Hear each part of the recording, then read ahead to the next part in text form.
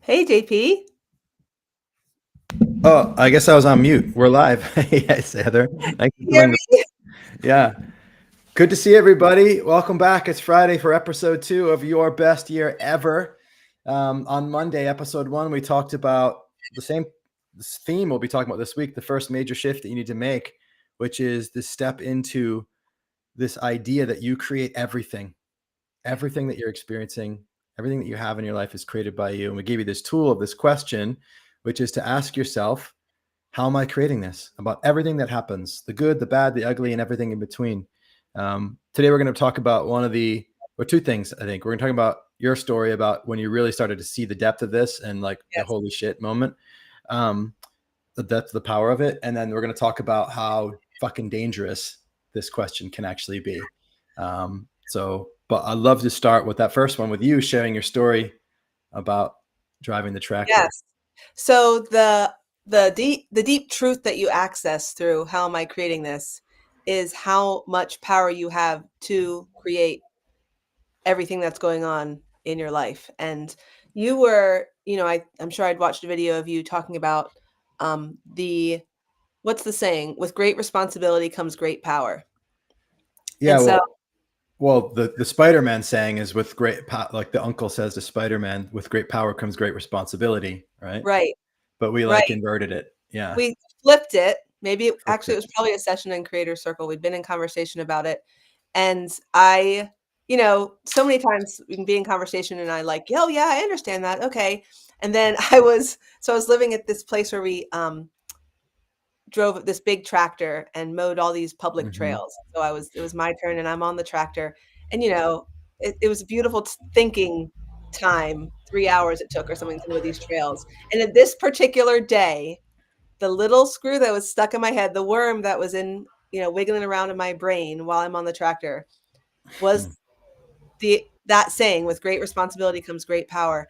And I saw for the first time when it really sank in, like, holy crap, if I step into that, I'm creating all of the good and the bad things in my life, then all of a sudden I have options.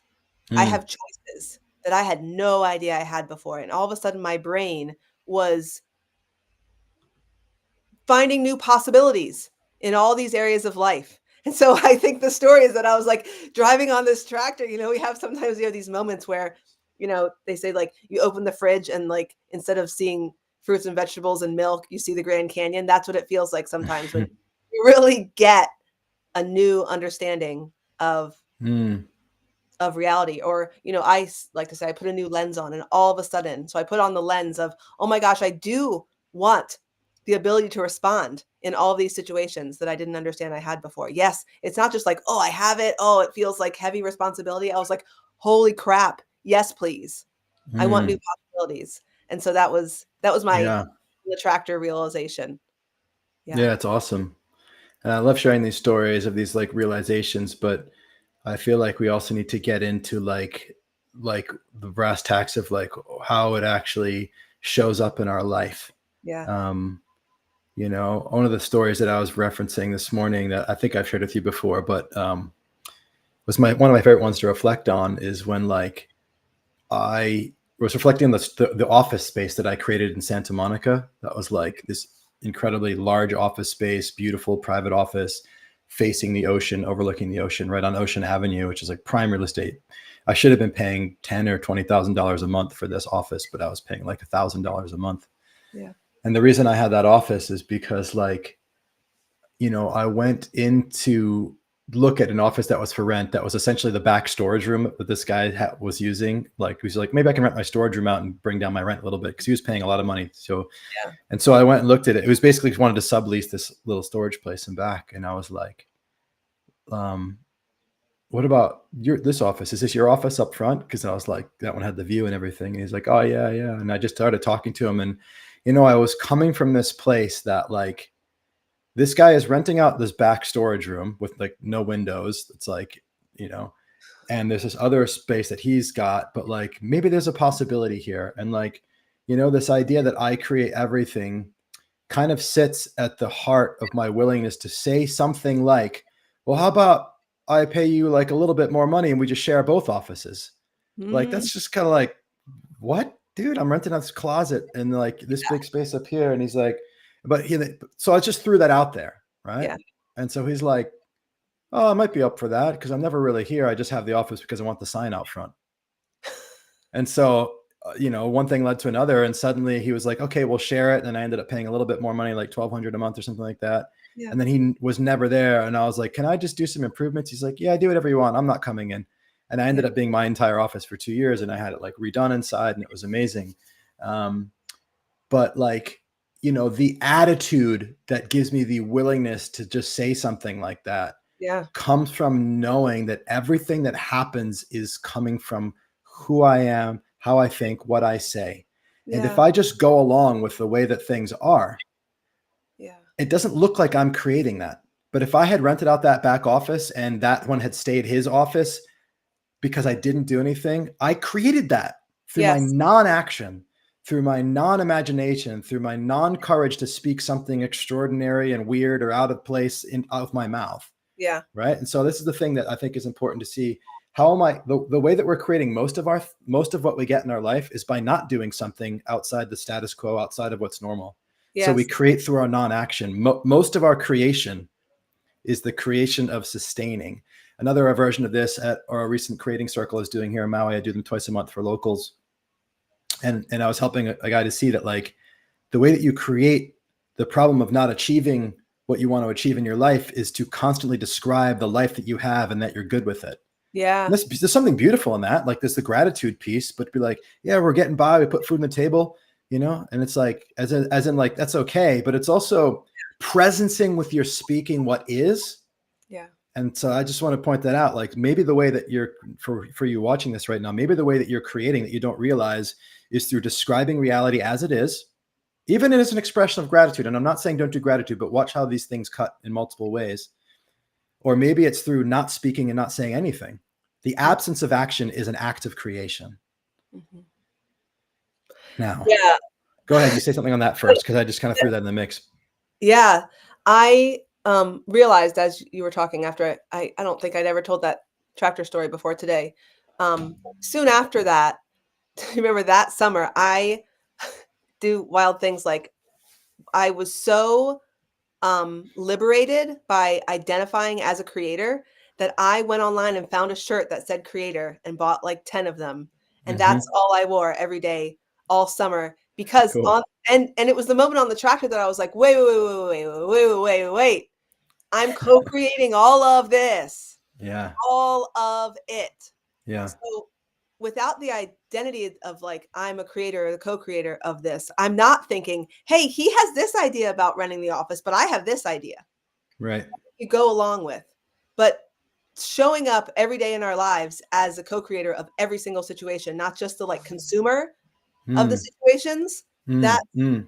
that's the massive shift. That's Yes. the access we have to creating the world we love to live in and the life we'd love to have. Yes. And Mhm. you just said something else that I want to like point out in case people didn't see episode 1, but to always presence this dichotomy, this not dichotomy, this paradox.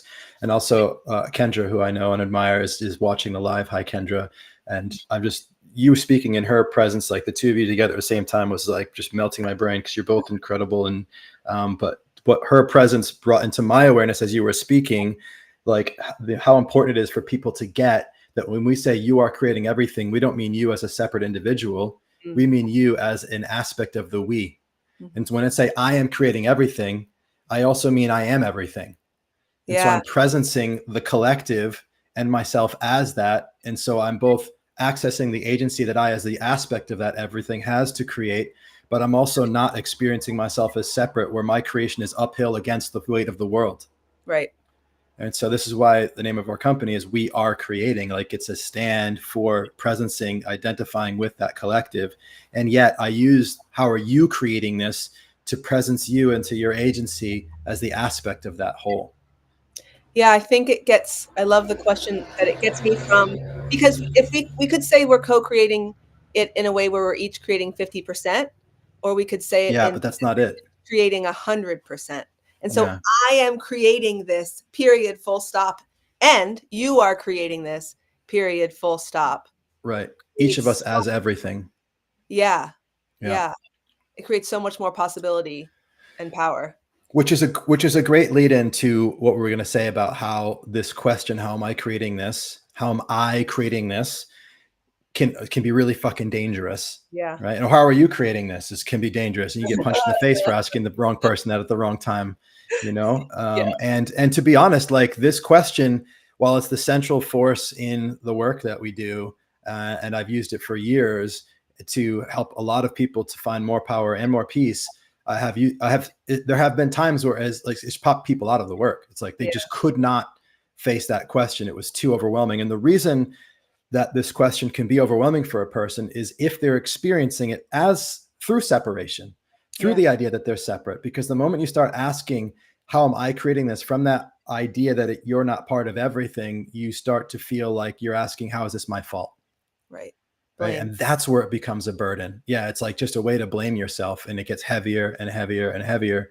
And I'm guilty of this still today, like, because I have the habit, you could call it unconscious competence, of orienting from this question so much that sometimes it can be running just on autopilot in the background. And I'm not even realizing that Yeah, it's also mixed up with my feeling down about something. And then suddenly it's turned from being a tool to a weapon, and I've unconsciously weaponized it against myself, and I'm creating this burden.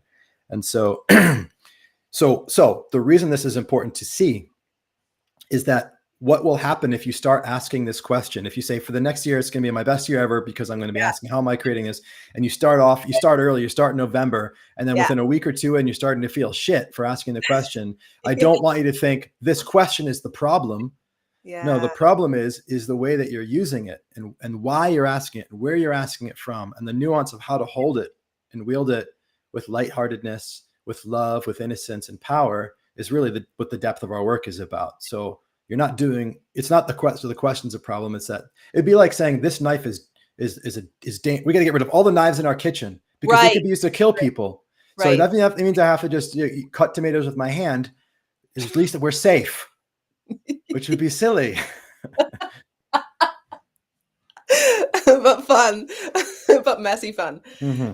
But what you're saying is what we've said before is using this question is playing with fire, right? There is Yeah. power in using this question, but the power can also cause harm if you Mm. do it without not just compassion for yourself, but a deep knowing of your own innocence, your own, Mhm. um, I like to say your own wisdom. Any way that I've been showing up in the world, I learned that from somewhere. It worked at some point. But when I am not loving the results that I'm having, then I lead to asking the question, how am I creating this so that I can create a new way that takes me where I want to go? And Right. so that's the point of asking it, is to find a way of being that takes you, after, there's some steps, but to create new results. It's not Mm. to figure out what's crap about me that made this real. Yeah, It made exactly, this right. Yeah. not the goal.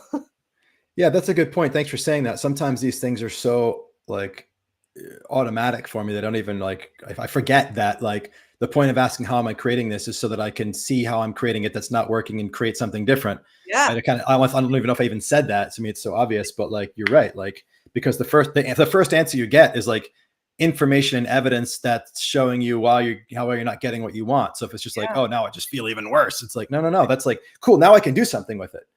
It's Yes. like, why is this VCR not working? Oh, the tracking is off. It's like, oh, great. Now we have to watch it with the lines. At least I know the tracking's off. I still got the lines. No, no, now you can go and adjust the tracking. And Yeah. I don't know I think because we were talking about 80s slogans yesterday, I'm thinking about VCRs, Good stuff. um, Yeah, but yeah, yeah, like we want to know how we're creating it so we can do something with it and do something yes, different. yes. Um, yeah. Oh, there was something I was going to say about that, but I don't remember. It'll come back. It'll come back. Well, Hmm. what's beautiful Oh, I about remember. oh, Sorry. go. Okay.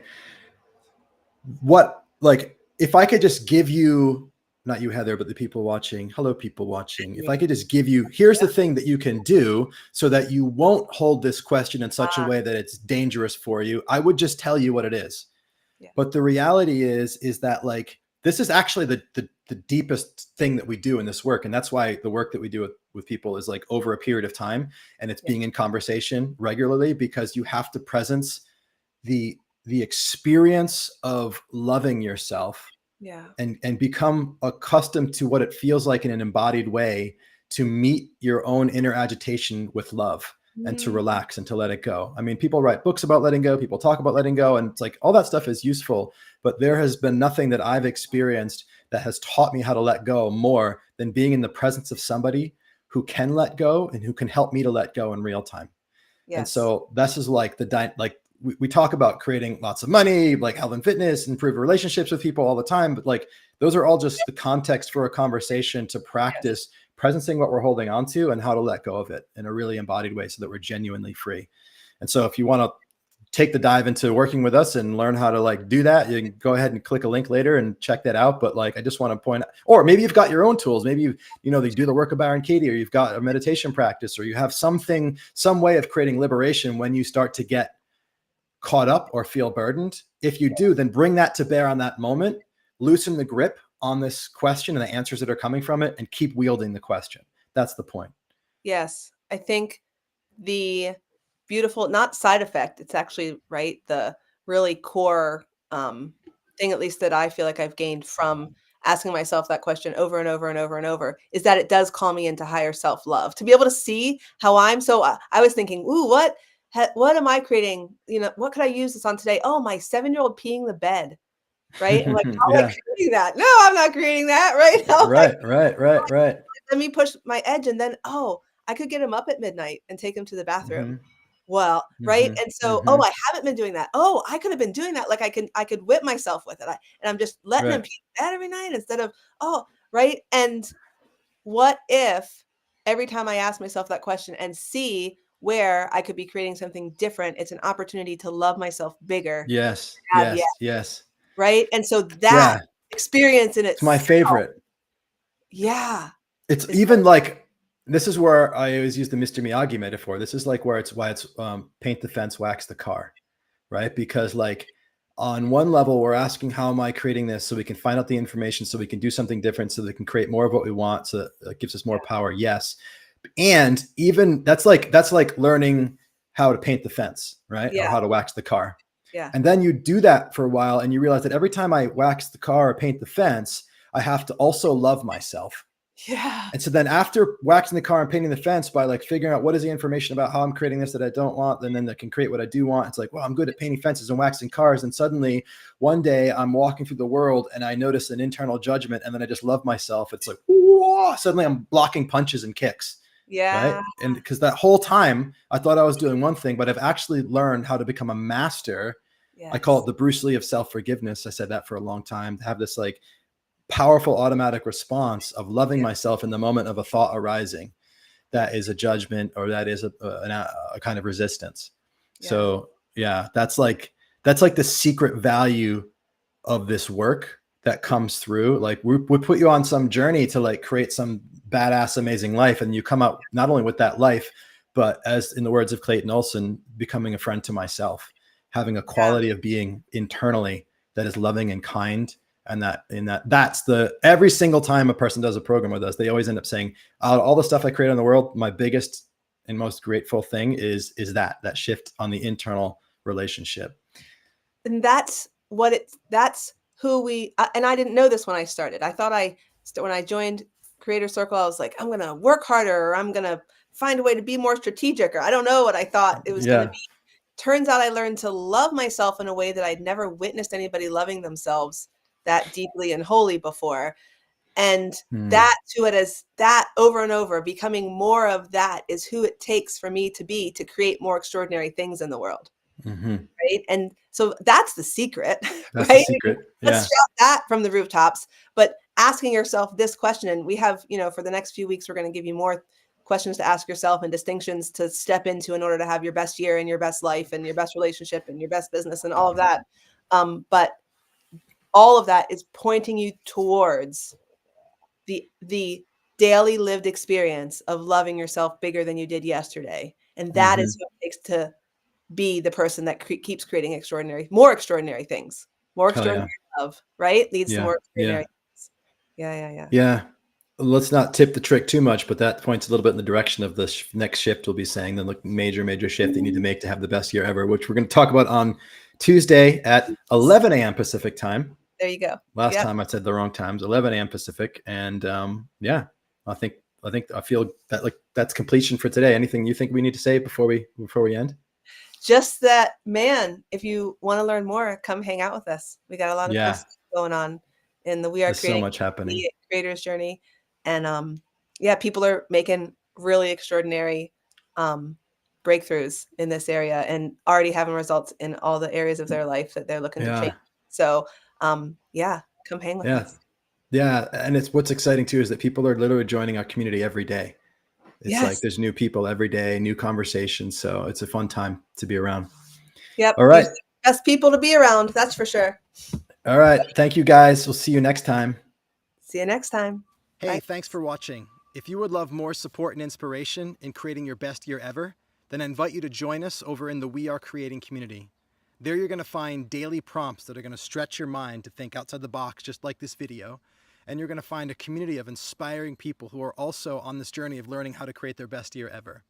Plus, when you join this community, you're going to get access to my course called Creating the Best of Everything. In this course,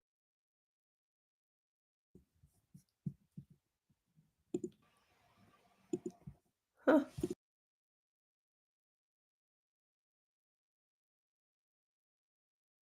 hey, thanks for watching. If you would love more support and inspiration in creating your best year ever, then I invite you to join us over in the We Are Creating community. There you're going to find daily prompts that are going to stretch your mind to think outside the box, just like this video. And you're going to find a community of inspiring people who are also on this journey of learning how to create their best year ever. Plus, when you join this community, you're going to get access to my course called Creating the Best of Everything. In this course, I go into all the 6 major areas of your life, and I help you to expand your sense of possibility about what that area of your life can look like. Just that experience alone is going to shift your attitude towards your life, your way of being, and it's going to start producing different results right away. So that isn't just included in your membership in the community. But if that's not enough and you're like, man, I want to really get into this and I want to get more mentorship and work with you closely, then you can do that. You can look at our year-long program called Creator's Journey. In that program, we meet face-to-face live every single week in a group, and we have conversations that help you to really understand how to become a person that lives their most beautiful life. We're going to teach you the practices, the processes, and the perspectives that bring this new way of seeing and being to life in you. And it's not just that you're getting some ideas and a download. You're part of a live conversation week in and week out with me and this community of people that are highly invested in growing and becoming that type of person that creates their most beautiful life. Plus, you also get access to all the deeper courses with all the nuanced lessons about every area of your life and business and how to bring these things to life, what to actually do on a daily basis. You not only learn the practices, but you get accountability and being in this practice of creating yourself and creating your world on a regular basis, and you have support in that. And in addition, of course, you're invested in the relationships with the people who are on this journey together. So if that sounds like something that's interesting to you, please join us in there as well. But you've got options. So click the link that's associated with this video, maybe below, above, wherever it is, and go and read about them. You can anywhere between $10 a month and $500 a month, but do yourself a favor, get invested in the community, join us, and I look forward to supporting you in creating your best year ever for 2025.